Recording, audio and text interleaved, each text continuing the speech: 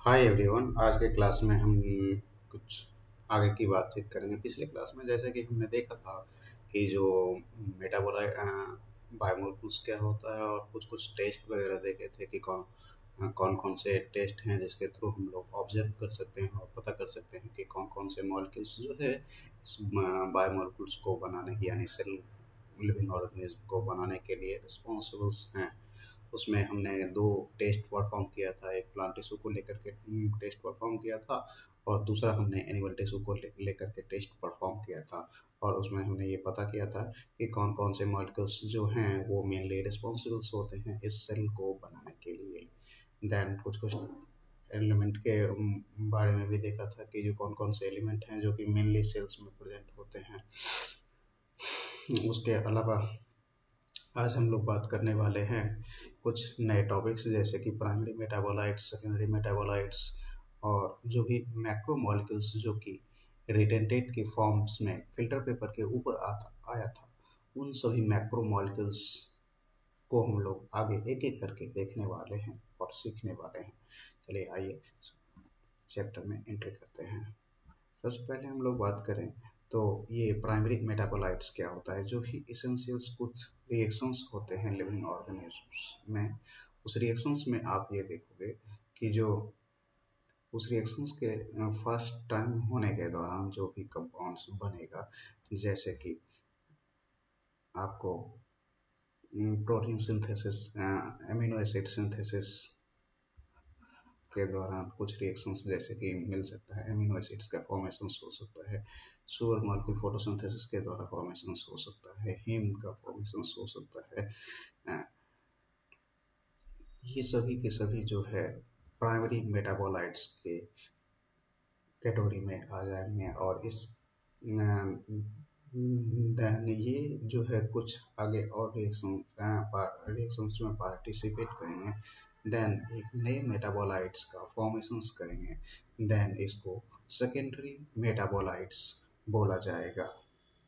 Primary metabolites जो है फिर आगे रिएक्शंस में पार्टिसिपेट करेंगे और कई सारे डायरेक्ट फंक्शंस में प्ले करेंगे, जैसे ग्रोथ में पार्टिसिपेट करेंगे, डेवलपमेंट में पार्टिसिपेट करेंगे कई सारे ऑर्गेनिज्म को। देन ऐसे कंपाउंड्स को क्या बोला जाएगा? सेकेंडरी मेटाबोलाइट्स बोला जाएगा।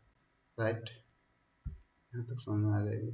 अब सेकेंडरी मेटाबोलाइट्स जैसे कुछ एग्जांपल आपको याद रखना पड़ेगा, जैसे कि रबर्स है, ड्रग्स है, स्पाइसेस हैं, पिगमेंट्स हैं। और कुछ आगे हम लोग एक टेबल देखते हैं जिसमें कि आपको इस टेबल से आपको कई बार एग्जाम्पल में देखने को मिल सकता है, एग्जाम में कई बार पूछा गया है, आगे भी पूछा जा सकता है कि पिगमेंट कुछ कुछ हैं जो कि सेकेंडरी मेटाबोलाइट्स के काम करते हैं, उसका नाम आप बताओ।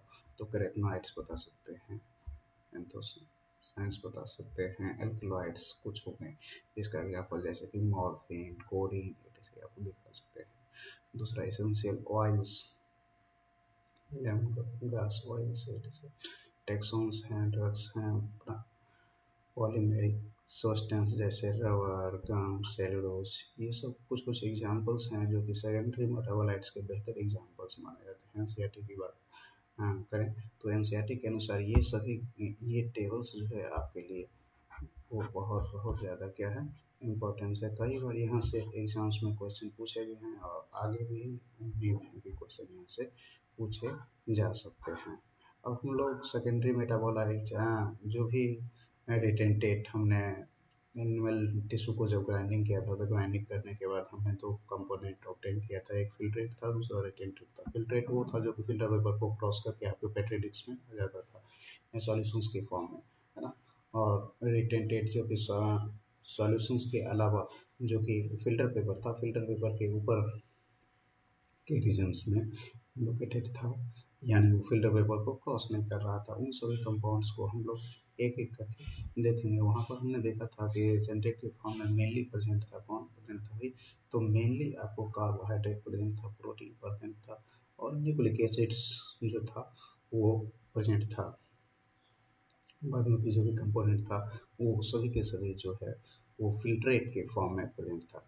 तो सबसे पहले हम लोग डिफाइन करते हैं कि जो ये कार्बोहाइड्रेट होता क्या है, तो पुराने डेफिनेशंस के अनुसार बात करें तो कार्बोहाइड्रेट को डिफाइन किया जाता था जो भी हाइड्रेट ऑफ कार्बन होगा, यानी उसको क्या बोला जाएगा, कार्बन डाइऑक्साइड बोला जाएगा, जिसको नॉर्मली रिप्रेजेंट किया जाता था हाइड्रेट ऑफ कार्बन को CxH2O, यानी कार्बन के साथ कितना वाटर मॉलिक्यूल्स प्रेजेंट है उसको कार्बोहाइड्रेट बोला जाता था। लेकिन ये डेफिनेशन बहुत पहले माना जाता था, लेकिन आगे जब लेटेस्ट डिस्कवरी कुछ ऐसे मॉलिक्यूल्स भी मिले जो कि इसके इस एलिमेंट के अलावा भी कुछ एलिमेंट्स पाए जाते थे, देन ऐसे को तो आप कार्बोहाइड्रेट इस डेफिनेशन के अनुसार बोल नहीं सकते। देन फिर से इस डेफिनेशन को चेंज किया गया। देन ये बताया गया कि जो जो भी कार्बोहाइड्रेट होगा वो या तो एल्डिहाइड होगा या तो क्या होगा, कीटोन होगा। देन ऐसे कंपाउंड को क्या बोला गया, कार्बोहाइड्रेट बोला गया, है ना। या तो वो क्या होगा, पॉल एल्डिहाइड होगा functional group, main functional group, या तो क्या होगा, कीटोन होगा। देन नया डेफिनेशंस बना, जो भी कार्बोहाइड्रेट होगा वो कार्बोहाइड्रेट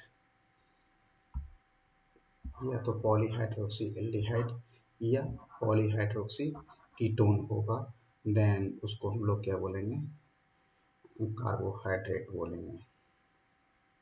क्लियर है। अब यहाँ और कुछ और बातें हैं, जैसे कि ये कार्बोहाइड्रेट्स जो होगा, जब आप रेस्पिरेटरी पाथवे को देखोगे तो सबसे पहला ऐसा मॉलिक्यूल्स होगा जो कि इस पाथवे में क्या होगा, रेस्पिरेटरी पाथवे में एंट्री लेगा, यानी सबसे पहले ऑक्सीडाइज किए जाने वाले मॉलिक्यूल्स जो मैक्रोमॉलिक्यूल्स होगा वो कार्बोहाइड्रेट होगा। हालांकि ये बात पर हम बता दें कि जो कार्बोहाइड्रेट्स जब भी इस पाथवे में एंट्री लेता है तो एनर्जी की बात कर ले तो एनर्जी बहुत कम रिलीज करता है, लगभग 4.1 किलो कैलोरी पर ग्राम रिलीज करता है ये।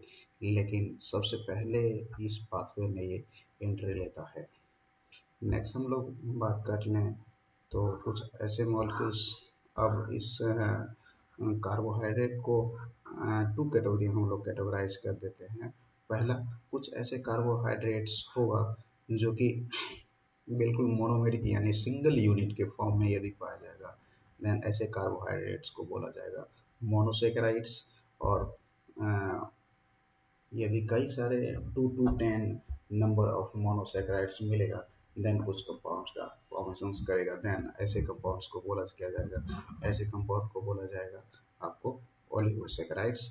और जब कई सारे मोनोसेकेराइड्स यानी टू नंबर्स में बहुत ज़्यादा होगा, इनफिनाइट 10 से ज़्यादा, 2 to 10 के अलावा 10, 20, 50, 100, 100, इसके अलावा और भी हो सकते हैं, देन ऐसे कंपाउंड्स को क्या बोला जाएगा, ऐसे कंपाउंड्स को बोला जाएगा पॉलीसेकेराइड्स। राइट, क्लियर है। कार्बोहाइड्रेट को हमने 3 कैटेगरी में कैटेगराइज किया था, मोनोसेकेराइड फर्स्ट, दूसरा ओलिगोसेकेराइड और तीसरा पॉलीसेकेराइड्स। क्लियर है। और यहाँ तक हमने ये देखा कि जो रिटन टेट था उसमें पहला हम पढ़ रहे हैं जैसे कि कार्बोहाइड्रेट को हमने 3 कैटेगरी में कैटेगराइज किया था, मोनोसेकेराइड, ओलिगोसेकेराइड्स और पॉलीसेकेराइड्स। अब हम एक एक करके इन तीनों के बारे में पढ़ेंगे। मोनोसेकेराइड्स जो भी होगा वो सिंपलेस्ट फॉर्म कार्बोहाइड्रेट का माना जाता है, यानी इकाई यूनिट। सबसे पहले इसमें बात करें तो मेनली इसमें जो एटम पाए जाएंगे या तो कार्बन होगा या ऑक्सीजन और हाइड्रोजन हो सकता है, और हाइड्रोजन भी होगा। और इसको हाइड्रोलिसिस जब किया जाएगा कोई भी पॉलीसेकेराइड्स को, तो सबसे छोटा फॉर्म्स जो मिलेगा वो आपको मोनोसेकेराइड्स मिलेगा। हाइड्रोलिसिस यानी कहने का मतलब ये है कि इस कार्बोहाइड्रेट को आप वाटर के प्रेजेंस में क्या करोगे,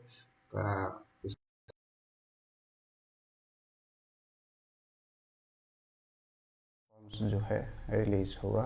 देन ऐसे कंपाउंड्स को क्या बोला जाएगा, ऐसे कंपाउंड को मोनोसेकेराइड बोला जाएगा।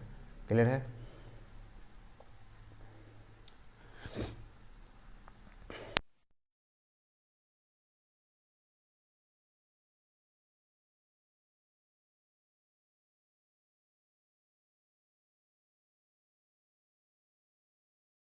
यानी सेल्स के अंदर जो है वो 2 फॉर्म में एग्जिस्ट करता है, या तो डी फॉर्म में एग्जिस्ट करेगा या दूसरा है एल फॉर्म में। ये कैपिटल डी कैपिटल ना एल वाला फॉर्म्स नहीं है, ये स्मॉल डी और स्मॉल एल वाला फॉर्म्स है, right. Capital D capital L वो एक अलग कॉन्फ़िगरेशंस हो जाता है। लेकिन ये सभी मोनोसैकेराइड्स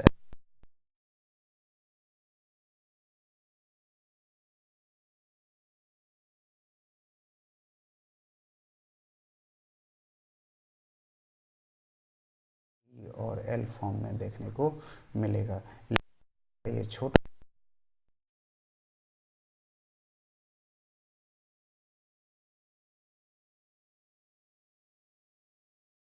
नहीं कर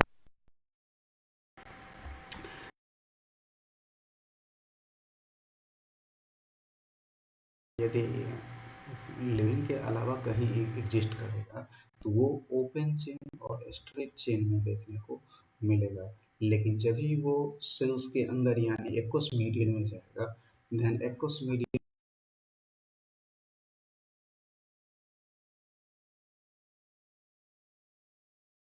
होता है।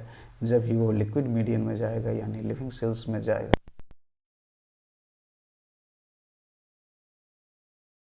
करेगा, यानी 6 कार्बन का ऐसे बेंजीन के जैसे स्ट्रक्चर्स को फॉर्म करेगा। कई जगह पे हाइड्रोक्सी हाइड्रोक्सी और हाइड्रोजन को अटैच कर दोगे, या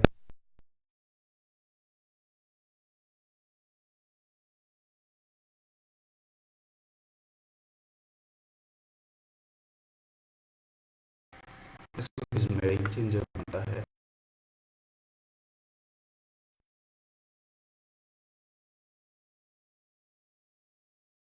इसमें भी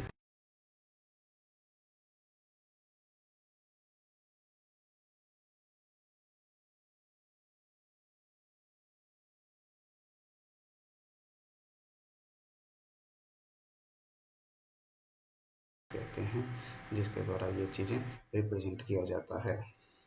अब ये रिएक्शंस होता कैसे है एक्चुअली, ओपन से क्लोज में जो है वो आखिर ट्रेवलिंग क्यों होता है, ऐसा क्यों कन्वर्जन होता है कि जो ओपन चेन में ही एग्जिस्ट करना चाहिए था लेकिन क्लोज चेन में एक्चुअली जाता क्यों है। इसके पीछे की रीजंस ये है कि एल्डिहाइडिक और कीटोनिक कार्बन जो है फर्स्ट फंक्शनल्स ग्रुप किसी भी मोनोसेक्राइड्स का, वो ज़्यादा रिएक्टिव होता है एज कंपेयर टू अदर ये सब कार्बन के रिस्पेक्ट में। इसलिए इसलिए सबसे दूर वाला जो ये कायरल कार्बन होगा, वो कायरल कार्बन क्या होगा, इसके ऊपर रिएक्ट करेगा। रिएक्ट करने के बाद ये चेन ओपन होगा, देन ये इस फॉर्म में क्या होगा, कन्वर्ट हो जाएगा। अब यदि यहाँ से कन्वर्जन के बाद यदि ओ OH बनेगा, ओ OH ग्रुप यदि नीचे आ जाता है ओरिएंटेशंस में, देन इस फॉर्म को बोला जाएगा बीटा फॉर्म। और यदि यही ओ OH ग्रुप ऊपर चला जाएगा जैसे कि इस फॉर्म में दिखाया गया है, देन ऐसे फॉर्म को बोला जाएगा बीटा फॉर्म। पहले को अल्फा, दूसरे को बीटा, यानी रिएक्शंस होने के बाद यदि OH का ओरिएंटेशन नीचे आया देन अल्फा, और OH का ओरिएंटेशन यदि ऊपर आ गया देन इसको बीटा फॉर्म बोला जाएगा। अब ये ओरिएंटेशन ऊपर आएगा नीचे आएगा, ये रैंडम प्रोसेस होता है। यदि नीचे से अटैक किया गया है देन OH ग्रुप ऊपर जाएगा, और यदि ऊपर से अटैक किया गया है देन OH ग्रुप नीचे आ जाएगा। ये जब भी अटैक होगा तो सबसे दूर वाले जो वो कायरल कार्बन का OH होगा वो ही इसको अटैक करेगा। देन इस कन्वर्जन को जो है बोला जाता है एनोमेरिक कन्वर्जन बोला जाता है। ये तभी पॉसिबल होगा जब एक्वस मीडियम में मोनोसेक्राइड्स जाएगा, देन ये कन्वर्जन हो पाएगा। इसलिए इस कार्बन को क्या बोला जाएगा, इस कार्बन, पहले ये कार्बन कायरल कार्बन था नहीं, है ना, लेकिन ये रिएक्शंस होने के बाद जो है ये कायरल कार्बन में कन्वर्ट हुआ, इसलिए इस कार्बन को बोला जाएगा क्या, एनोमेरिक कार्बन बोला जाएगा, राइट। अब जो है आप ये देखोगे कि जो ग्लूकोज में पहले कितने कार्बन थे, पहले जो है आपको first, second, third, fourth, fifth, पांच ही कार्बन क्या था आपको, कायरल कार्बन था।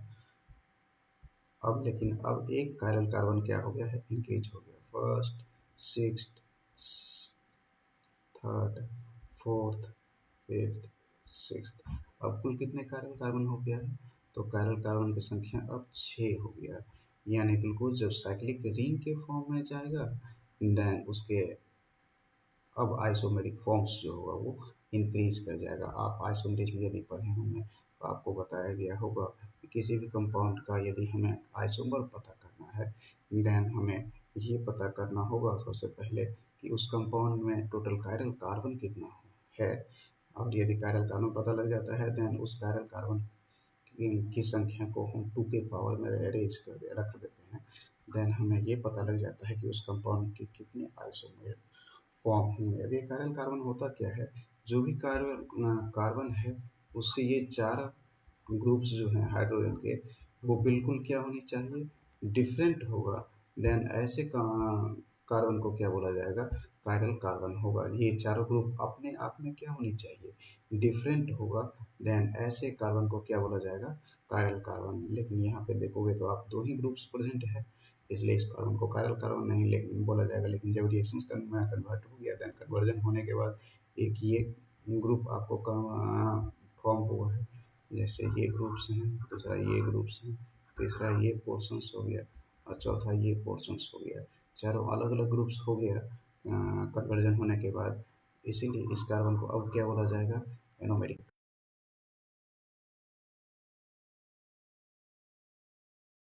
पैरानो अभी हम कुछ देर पहले देखे थे कि जो जब मोनोसेक्राइड्स लिक्विड्स में जाने के बाद 6 members of ring form, close ring form करता है, देन उसको पैरानोज स्ट्रक्चर्स बोला जाता था। और यदि 5 कार्बन का बन रहा था, देन फ्यूरानोज स्ट्रक्चर्स बोल रहे थे, है ना। इस कन्वर्जन को क्या बोला जाएगा? पैरानोज स्ट्रक्चर्स। जब इसकी परसेंटेज जो होगा लिक्विड मीडियम यानी सेल्स में जाने के बाद इसकी परसेंटेज यानी अमाउंट की बात कर लें तो वो ज़्यादा हो जाएगा as compared to straight chain के बारे में। लेकिन इसकी दोनों का अमाउंट आप देखोगे जब लिक्विड मीडियम में जाने के बाद लगभग 99% जो है वो पाया जाएगा पैरानोज के फॉर्म में यानी साइक्लिक रिंग के फॉर्म में पाया जाएगा, और 1% जो होगा वो पाया जाएगा स्ट्रेट चेन के फॉर्म में पाया जाएगा। यानी स्ट्रेट चेन के फॉर्म में लिविंग सेल्स में सबसे कम पाया जाएगा। दूसरा क्वेश्चन आ सकता है और आया भी है कई बार कि जो जब आप कुल कितने जो है आइसोमर्स होगा यदि कोई भी मोनोसेक्राइड्स लिविंग सेल्स से बाहर है, देन कितना आइसोमर्स होगा, और यदि लिविंग सेल्स में इंटर कर जाएगा देन कितने आइसोमर्स हैं होंगे। तो आप ये चीज़ें बता सकते हैं कि जो जब लिविंग सेल्स में एंट्री ले लेगा यानी चला जाएगा, देन कुल कायरल कार्बन की संख्या कितना था? 5 था। लेकिन जब लिविंग सेल से बाहर था तो 5 था, लेकिन जब लिविंग सेल्स में चला गया है देन कुल कायरल कार्बन की संख्या कितना हो गया है? 6 हो गया है। देन 2 आइसोमर्स लिविंग सेल्स में जाने के बाद क्या हो जाएगा? इंक्रीज कर जाएगा, यानी कुल आइसोमर्स की संख्या 2 टू द पावर 6 हो जाएगा। और यहाँ 2 टू द पावर कितना हो जाएगा? 5 हो जाएगा, राइट। यानी 2 की संख्या में ये आइसोमर की संख्या क्या हो जाएगा? इंक्रीज कर जाएगा। क्लियर है? अब ग्लूकोज के कई सारे आइसोमर्स प्रेजेंट होते हैं जिसको एपीमर बोला जाता था। जैसे कि अभी ग्लूकोज का हम लोग नॉर्मल स्ट्रक्चर देखा था, ये जैसे कि है। इस फॉर्म को आप यदि ध्यान से देखोगे तो इस फॉर्म को यदि आप ध्यान से देखोगे तो ये गैलेक्टोज है और ये ग्लूकोज है और ये मैनोज है। इस कार्बन में आप देखोगे ध्यान से तो इस कार्बन का ओरिएंटेशन इसमें बिल्कुल क्या है? सिमिलर है। लेकिन इस कार्बन का ओरिएंटेशन आप देखो इसमें और इसमें, वो दोनों क्या है? डिफरेंट है। यानी एक दूसरे की ये क्या है? ईपीमर है। यानी दूसरा कार्बन को छोड़ दें, तीसरा में या चौथा में किसी में एक में क्या हो जाएगा? यदि कन्वर्जन हो जाएगा देन एक और आइसोमर बनेगा और देन वो एक दूसरे का क्या कहलाएगा? ईपीमर कहलाएगा। जैसे कि इस कॉन्फ़िगरेशंस में ये दोनों में क्या है, अंतर है, इसलिए ये एक दूसरे का क्या कहलाएगा, ये एक दूसरे का ईपीमर कहलाएगा। कौन सा ईपीमर कहलाएगा, तो C4 चौथे कार्बन पे जो है वो चेंजिंग है, जिसकी वजह से ये कन्वर्जन हो रहा है, इसलिए इसको एक दूसरे को C4 का ईपीमर बोला जाएगा। और ग्लूकोज जो है मैनोज का C2 का ईपीमर बोला जाता है, यानी कार्बन संख्या सेकेंड्स जो है उस पर देखोगे आप तो ऑक्सीजन ग्रुप का चेंजिंग हो रखा है ग्लूकोज के रिस्पेक्ट में, इसीलिए इसको C2 का ईपीमर बोला जाएगा। राइट, नेक्स्ट हम लोग बात कर लें तो जितने भी मोनोसैकेराइड्स था उसमें मेन एल्डिहाइड ग्रुप या तो क्या होगा, एल्डिहाइड होगा, देन उसको क्या बोला जाएगा, एल्डोज बोला जाएगा, और या नहीं तो मेन ग्रुप्स फंक्शनल ग्रुप क्या हो सकता है, कीटोन होगा, देन उसको क्या बोला जा सकता है, उसको कीटोज बोला जा सकता है। अब कुछ एल्डिहाइड ग्रुप्स के आपको नाम याद रखने होंगे, एग्जाम में कई बार पूछा गया है, आगे भी पूछा जा सकता है, जैसे फॉस्फोग्लिसरल्डिहाइड्स है, इरिथ्रोज है, राइबोस है, एराबिनोज है, डिऑक्सीराइबोस, ग्लूकोज, गैलेक्टोज, मैनोज, ये जो हैं कुछ एल्डिहाइडिक सुगर्स हैं, और कुछ कीटोनिक सुगर्स, डायहाइड्रोक्सी एसीटोन है, एरिथ्रोलोज है, राइबोलोज है, जैलोलोज है, फ्रक्टोज है, सूडोहेप्टेलोज है, ये कुछ ऐसे कीटोनिक सुगर्स हैं, इसके नाम आपको याद रखना होगा।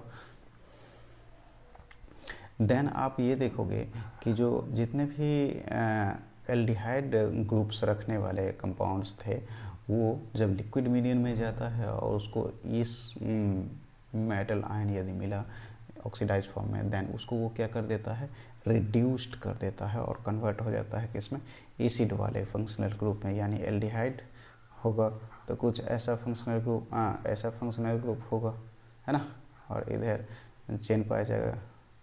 तो ये मेटल्स इस कार्बन को क्या कर देगा, ऑक्सीडाइज कर देगा और कन्वर्ट हो जाएगा किसमें, वो कन्वर्ट हो जाएगा नॉर्मली इसमें कन्वर्ट हो जाता है, यानी अपने एसिड वाले फॉर्म में क्या हो जाएगा, इस साइड में ग्लूकोज का चेंज होगा, तो इस चेन से इसमें कन्वर्ट हो जाएगा, यानी ग्लूकोज यदि है तो ग्लूकोनिक एसिड्स में कन्वर्ट हो जाएगा, और ऐसे एजेंट को ऑक्सीडाइजिंग एजेंट बोला जाता है, जो कि दूसरे को क्या कर रहा है, ऑक्सीडाइज करवा रहा है। और इसलिए ऐसे कार्बन, ऐसे मोनोसैकेराइड्स जो कि इस फंक्शंस में, इस रिएक्शंस में पार्टिसिपेट करेगा, ऐसे कार्बोहाइड्रेट को क्या बोला जाएगा, रिड्यूसिंग कार्बोहाइड्रेट बोला जाएगा। और जो इस प्रोसेस में पार्टिसिपेट करे यानी रिएक्शंस के प्रोसेस में पार्टिसिपेट नहीं करेगा, देन ऐसे कार्बोहाइड्रेट को नॉन रिड्यूसिंग कार्बोहाइड्रेट बोला जाएगा। नेक्स्ट आप यदि देखोगे तो इसके और भी कई तरीके हैं पकड़ने की, जैसे जिसमें भी मोनोसैकेराइड्स होगा, मोनोसैकेराइड्स के लास्ट फ्री कार्बन जो होगा वो एल्डिहाइड ग्रुप होगा, वो सभी के सभी रिड्यूसिंग शुगर होगा। और यदि फ्री कार्बन जो है एल्डिहाइड नहीं होगा, देन वो नॉन रिड्यूसिंग शुगर्स होगा। और यदि फ्री कार्बन्स एल्डिहाइड नहीं भी होगा लेकिन फ्री होगा ये ऑक्सीजन्स, ये हाइड्रोजन्स, देन ऐसे मोनोसैकेराइड्स को भी क्या बोला जाएगा, रिड्यूसिंग मोनोसैकेराइड्स बोला जाएगा। और यदि ये चीज़ें नहीं है देन वो रिड्यूसिंग नहीं होगा, नॉन रिड्यूसिंग में कंसीडर किए जाएंगे। कुछ ऐसे टेस्ट हैं जिसके द्वारा ये कंफर्म किया जाता है कि कौन सा रिड्यूसिंग है, कौन सा नॉन रिड्यूसिंग है, जैसे कि फेलिंग सॉल्यूशंस टेस्ट है ये, दूसरा बेनेडिक्ट टेस्ट है, सिल्वर मिरर टेस्ट है, जो कि इस कंपाउंड्स को पता करता है कि ये कंपाउंड रिड्यूसिंग है या नॉन रिड्यूसिंग है। अब हम लोग मोनोसैकेराइड्स को जो है कार्बन संख्या के बेसिस पे कई सारे ग्रुप्स में डिवाइड करेंगे। जैसे कि यदि उसके पास 3 कार्बन प्रेजेंट होगा देन उसको सबसे सिंपलेस्ट शुगर बोला, सबसे सिंपलेस्ट मोनोसैकेराइड्स बोला जाएगा, ट्रायोज बोल लें वो बोला जाएगा, जिसका एग्जांपल आपको डायहाइड्रोक्सी एसीटोन, फॉस्फोग्लिसरल्डिहाइड बोला जाएगा, ये आपको याद रखना होगा। और यदि कार्बन संख्या 4 प्रेजेंट होगा देन इसको क्या बोला जाएगा, देन इसको क्या बोला, इसको इरिथ्रोलोज टेट्रोज बोल लें, और इसका एग्जांपल आपको इरिथ्रोज और इरिथ्रोलोज है। और दूसरा, यदि कार्बन की संख्या यदि 5 पाया जाएगा देन ऐसे मोनोसेकेराइड्स को क्या बोला जाएगा, पेंटोज, और इसका एग्जांपल आपको जाइलोज, जेलुलोज ये आपको देखने को मिल सकता है। अगला बात कर लें तो यदि कार्बन की संख्या यदि इसमें सभी इन्वॉल्व हैं, आपको एल्डिहाइड वाले भी हैं और दूसरा कीटोन वाले भी हैं। और दूसरा यदि देखें तो यदि कार्बन की संख्या 6 होगा देन हेक्सोल बोला जाएगा, है ना। और ये राइबोज, डीऑक्सी राइबोज आप अच्छे से आपको याद रखना होगा, जैसे कि ये राइबोज जो है वो मेनली प्रेजेंट होगा किसमें, आरएनए में प्रेजेंट होगा। डीऑक्सी राइबोज जो होगा वो मेनली डीएनए में प्रेजेंट होगा। डीएनए में ये डीऑक्सी राइबोज जो होता है वो ज़्यादा स्टेबल माना जाता है एज कंपेयर टू राइबोज, क्योंकि ये सेकेंड कार्बन जो है वो सेकेंड कार्बन पे यहाँ पे दोनों का दोनों क्या है, हाइड्रोजन्स है। लेकिन राइबोज में आप जब देखोगे तो यहाँ पे हाइड्रोजन और ऑक्सीजन्स दोनों इन्वॉल्व है, दोनों कार्बन इस कार्बन पे, है ना। और ये हाइड्रोक्सिल ग्रुप्स जो होता है वो काफ़ी ज़्यादा न्यूक्लियोफिलिक नेचर्स का होता है, जिसकी वजह से एक दूसरे कंपाउंड पे क्या करेगा, अटैक करने की टेंडेंसी रखता है। इसीलिए ये राइबोज जिसमें भी होगा वो उसको अनस्टेबल्स माना जाता है। और with respect two deoxy ribose, और राइबोज जो होगा वो प्रेजेंट होता है आरएनए में, इसलिए आरएनए को जो है वो जनरली कम स्टेबल माना जाता है as compared to deoxyribose. अब कुछ पेंटोज कार्बन के एग्जांपल्स है वो आपको याद रखना होगा, है ना। और दूसरा कुछ अब यदि कार्बन की संख्या यदि 6 हो जाएगा देन ऐसे मोनोसेक्राइड्स को क्या बोला जाएगा, हेक्सोज बोला जाएगा, जिसका कॉमन फार्मूला ये होगा, है ना। अब कुछ एग्जांपल की बात करें तो हेक्सोज का कुछ एग्जांपल जैसे कि ग्लूकोज हो गया, गैलेक्टोज हो गया, फ्रक्टोज हो गया, ये सभी के सभी जो है वो हेक्सोज के कुछ एग्जांपल्स है। अब कुछ इस एग्जाम्पल के बारे में कुछ डिटेल में यदि बात कर लें तो जितने भी ग्लूकोज होगा उस ग्लूकोज को जो है कुछ अलग नाम भी दिए जाते हैं, जैसे ग्लूकोज का दूसरा नाम ग्रेप शुगर के बोला जाता है, और ब्लड शुगर भी बोला जाता है क्योंकि ब्लड में भी काफ़ी ज़्यादा अमाउंट में पाया जाता है, ग्रेप्स में भी पाया जाता है, इसलिए ग्रेप शुगर बोला गया। और ब्लड शुगर इसलिए बोला जाता है क्योंकि वो जो है ब्लड में भी एबंडेंस अमाउंट में ग्लूकोज पाया जाता है, इसलिए उसका नाम दूसरा कॉमन नेम जो है ब्लड शुगर ही है। अब ये जो है प्राइमरी रेस्पिरेटरी चेन्स में जो है वो एंटर करता है, मेन चेन में एंटर करता है, इसलिए इसका नाम क्या है। अब दूसरा हम लोग ये देखेंगे कि जो आप इसमें कई सारे कार्बन इन्वॉल्व था। अब यदि जो भी कायरल कार्बन होता है वो उसका एक प्रॉपर्टी होता है कि जो भी प्लेन पोलराइज्ड लाइट है उसको वो रोटेट करने की मतलब नेचर होता है उसका। यदि क्लॉकवाइज रोटेट कर रहा है देन यदि रोटेट कर रहा है पीपीएल प्लेन पोलराइज्ड लाइट को क्लॉकवाइज डायरेक्शंस में, इसलिए उसको क्या बोला जाएगा, डेक्स्ट्रो रोटेटरी बोला जाएगा। और यदि प्लेन पोलराइज्ड लाइट को यदि एंटी क्लॉकवाइज डायरेक्शंस और राइट के अलावा लेफ्ट डायरेक्शंस में यदि रोटेट किया जाएगा देन उसको लीफो रोटेटरी बोला जाएगा। और डेक्स्ट्रो को कैपिटल डी बदले स्मॉल डी से रिप्रेजेंट किया जाता है, लेकिन लीफो होगा तो उसको स्मॉल एल से रिप्रेजेंट किया जाएगा। कैपिटल डी और कैपिटल एल जो है वो रिस्पेक्टिव कॉन्फ़िगरेशंस है जो कि हम लोग आगे देखेंगे कि एल डी एंड डायऑक्सी एसीटोन्स और ये ग्लिसरल्डिहाइड था, उसके रिस्पेक्ट में शुगर मॉलिक्यूल्स में यदि देख रहे हैं तो उसके रिस्पेक्ट में ये चीज़ें बताया जाता है। यदि डी होगा देन डेक्स्ट्रो राइट साइड में होगा देन डी कॉन्फ़िगरेशन से इस्तेमाल किया जाएगा, और यदि OH ग्रुप यदि राइट साइड में होगा देन L कॉन्फ़िगरेशन उसके लिए इस्तेमाल किया जाएगा। तो ग्लूकोज के बारे में हम लोग देख रहे थे। ग्लूकोज जो है वो क्या है? ग्लूकोज जो है एक डेक्स्ट्रो रोटेटरी कंपाउंड्स है, यानी ग्लूकोज जो होगा वो राइट डायरेक्शंस में प्लेन पोलराइज्ड लाइट को क्या करेगा? रोटेट करेगा। देन नेक्स्ट मोनोसेक्राइड्स जो है वो फ्रक्टोज है। फ्रक्टोज स्वीटेस्ट शुगर की यदि टेबल आप देखोगे तो स्वीटेस्ट शुगर के टेबल में सबसे फर्स्ट नंबर पे ये आता है, इसलिए इसको स्वीटेस्ट शुगर के नाम से भी जाना जाता है। मोस्ट अबंडेंट ये जो है पाया जाता है हनी में पाया जाता है ना, जिसकी वजह से हनी मीठा होता है, इसलिए इसको फ्रूट शुगर्स भी बोला जाता है। फ्रूट में पाया जाता है, हनी में पाया जाता है, इसलिए इसको फ्रूट शुगर्स भी बोला जाता है। अभी हमने बताया कि जो यदि क्लॉकवाइज रोटेट करेगा देन डेक्स्ट्रो रोटेटरी, लेकिन फ्रक्टोज जो है प्लेन पोलराइज्ड लाइट को एंटी क्लॉकवाइज ही डायरेक्शंस यानी लेफ्ट की ओर रोटेट करेगा, देन इसको क्या बोला जाएगा? इसको लीवो रोटेटरी बोला जाएगा। ये 6 कार्बन का मोनोसेक्राइड्स था। अब इसी का दूसरा फॉर्म 6 कार्बन का मोनोसेक्राइड्स जो है उसी का तीसरा एग्जाम्पल्स है गैलेक्टोज। गैलेक्टोज जो है मोस्टली अबंडेंट होगा किस में?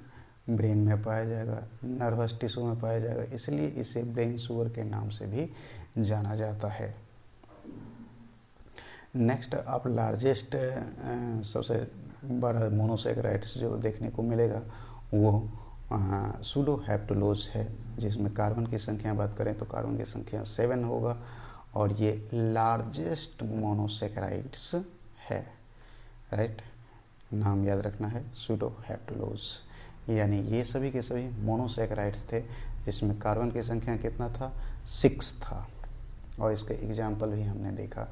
अब कुछ ऐसे मोनोसेक्राइड्स है जिसमें जो कि मिल करके 2 to 10 नंबर ऑफ मोनोसेक्राइड्स मिलेगा, देन अलग कंपाउंड का फॉर्मेशन करेगा, जिसको हम लोग क्या बोले थे?